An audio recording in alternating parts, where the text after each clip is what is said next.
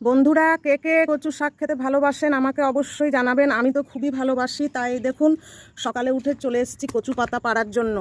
আজকে আমি ইলিশ মাছের মাথা দিয়ে কচু রান্না করব। এটি একটি জনপ্রিয় রেসিপি, আমার মনে হয় অনেকেই জানেন, অনেকেই খান।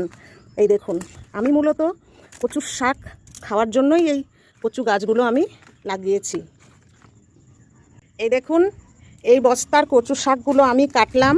আপনারা ভাবছেন যে এত কেটে নিচ্ছে, গাছ মরে যাবে না। গাছ মরবে না, একবার কাটবো আবার কচুর পাতা বেরোবে, কোনো ভয় নেই। যদি আপনারা লাগিয়ে থাকেন এইভাবে বারবার কেটে কেটে খাবেন, হ্যাঁ আবার হবে, ভয় করবেন না একদম।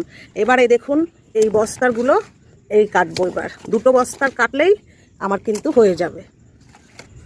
এই দেখুন, এতগুলো কচু পাতা তুললাম দুটো বস্তা থেকে, আর ওই 2 বস্তা রেখে দিলাম, আবার একদিন খাওয়া হবে।